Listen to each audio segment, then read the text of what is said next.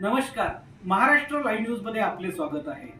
महाराष्ट्रातील राजकीय वातावरण आता उमेदवारांच्या मतदारसंघाच्या वाटाघाटीनंतर प्रत्येक मतदारसंघात आपला उमेदवार कोण यासाठी अनेक गावातील पाणठेल्यांवर चर्चा रंगू लागल्या आहेत.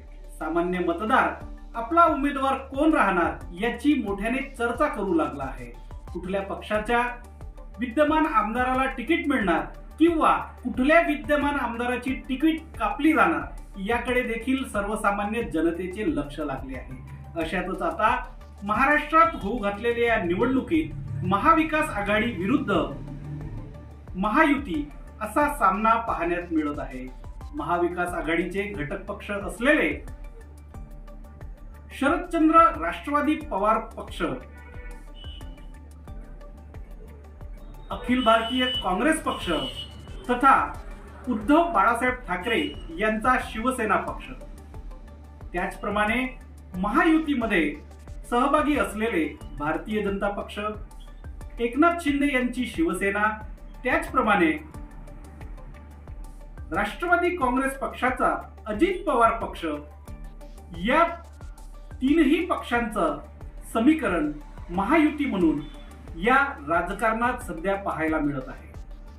भंडारा जिल्ह्यातील एकही उमेदवाराची अजूनही उमेदवारी निश्चित झाली नसताना आपण पाहूया या तीनही मतदारसंघात सध्या तरी काय वातावरण आहे.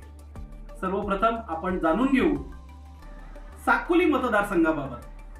साकोली हा काँग्रेसचे प्रदेशाध्यक्ष नाना पटोले यांचा मतदारसंघ आहे. हा मतदारसंघ निश्चितच काँग्रेस पक्षाच्या वतीने नाना पटोलेंसाठी सोडला जाणार आहे. त्यांना कुठलाही राजकीय विरोधक सध्या त्यांच्या पक्षातून नाही. परंतु या मतदारसंघात मागील निवडणुकीचा इतिहास पाहिले असता भाजप विरुद्ध काँग्रेस अशी लढत मागील 2019च्या निवडणुकीत या मतदारसंघात पाहण्यात मिळाली होती. भाजपचे माजी राज्यमंत्री डॉक्टर परिणय फुके विरुद्ध काँग्रेसचे उमेदवार नाना पटोले अशी लढत या मतदारसंघात झाली होती. 8,000 मतांच्या फरकाने डॉक्टर परिणय फुके या मतदारसंघात पराभूत झाले होते. या मतदारसंघात आता सध्या घडीला भारतीय जनता पक्षाकडून युवा व सुशिक्षित उमेदवार डॉक्टर सोमदत्त करंजेकर, माजी आमदार बाळा काशीवार, शिवराम गिरेपुंजे याप्रमाणे महिलांना जर उमेदवारी दिली तर डॉक्टर विजया नंदुरकर यांचे नाव आता पुढे येत आहे. त्याचप्रमाणे या मतदारसंघाचा राष्ट्रवादी काँग्रेस अजित पवार गटासोबत अदलाबदल झाल्यास या मतदारसंघात आता अजित पवार पक्षाकडून सध्या तरी अविनाश ब्राह्मणकर तथा सहकार महर्षी सुनील फुंडे यांचं नाव पुढे येऊ शकते. या लढतीत सध्या तरी नाना पटोले हे महाराष्ट्राचे भावी मुख्यमंत्री म्हणून यांचं नाव या मतदारसंघात जरी समोर असलं तरीही भाजपच्या वतीने आज तीनही पक्षांची गोळाबेरीज केल्यास या मतदारसंघात नाना पटोले यांना हरवणे सध्या तरी महायुती सरकारला जड जाणार नाही असे चित्र दिसून येत आहे.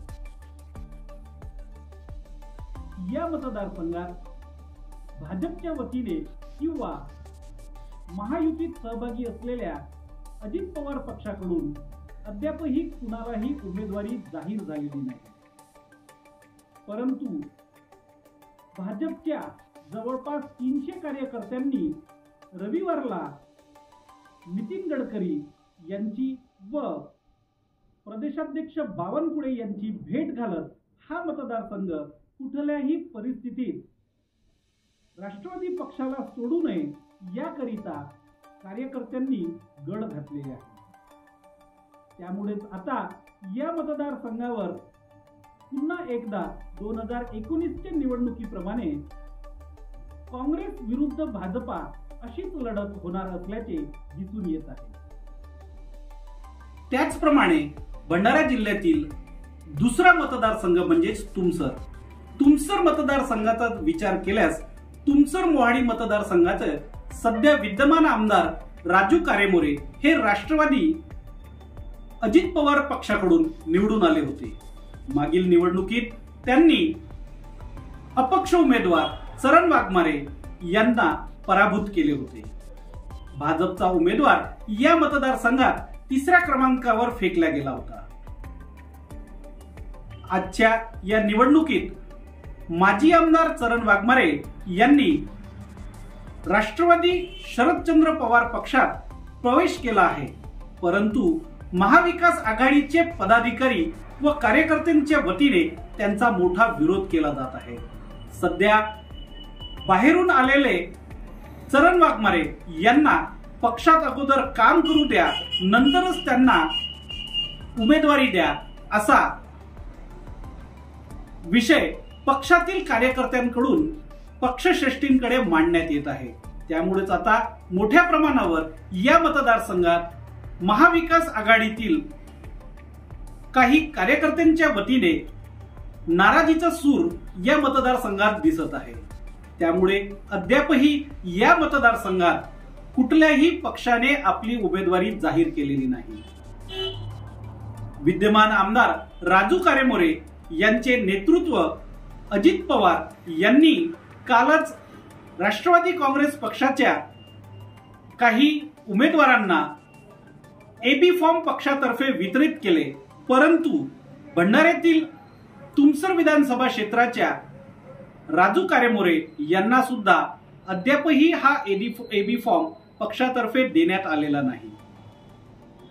परंतु या मतदारसंघात तिहेरी निवडणूक होण्याचे मोठे संकेत सध्या महाविकास आघाडीच्याच उमेदवाराच्या तथा काँग्रेसच्या कार्यकर्त्यांच्या वतीने दिसून येत आहे. या मतदारसंघात माजी आमदार अनिल बावनकर, माजी खासदार मधुकर कुकडे, माजी खासदार शिशुपाल पटले, रमेश पारधी तथा किरण अतकरी यांचे व्यतिरिक्त नरेश ईश्वरकर, ठाकचंद मुंगुसमळे यांचे व्यतिरिक्त एकनाथ फेंडर यांचेही नाव सध्या पुढे येऊ शकते.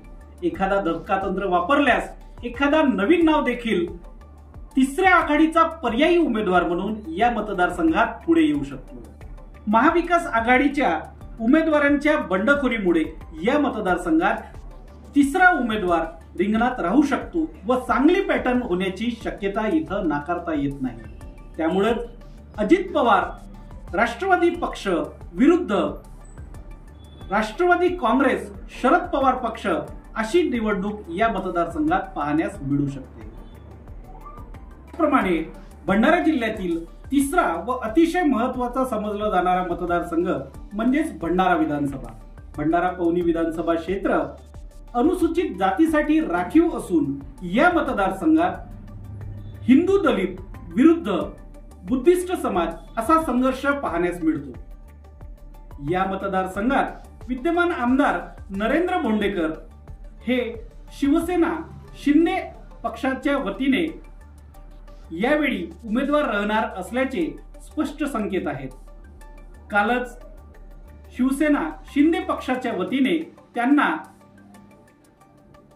पक्षाच्या उपनेतेपदी त्यांची निवड करण्यात आली आहे, परंतु अद्यापही त्यांना देखील पक्षाच्या वतीने एबी फॉर्म देण्यात आले नाही. त्याचप्रमाणे हा मतदारसंघ महायुती व महाविकास आघाडीच्या वाटाघाटीत महाविकास आघाडीतील घटक पक्ष असलेल्या उद्धव बाळासाहेब ठाकरे यांच्या शिवसेना पक्षाला सुटल्यास या ठिकाणी नरेंद्र पहाडे व दीपक गजभिये यांनी मोठी दावेदारी केली आहे. या उमेदवारांव्यतिरिक्त महाविकास आघाडीच्या वतीने या मतदारसंघात त्याचप्रमाणे वाटाघाटीत काँग्रेसच्या वतीने या मतदारसंघावर मोठा दावा केलेला आहे. हा मतदारसंघ काँग्रेस कार्यकर्त्यांना सुटावा यासाठी काँग्रेसचे माजी जिल्हाध्यक्ष प्रेमसागर गणवीर, महिला उमेदवार पूजा ठवकर धनंजय तिरपुडे, राजकपूर राऊत यासारख्या उमेदवारांनी जवळपास 13 ते 14 उमेदवारांनी या मतदारसंघावर आपला दावा केला आहे.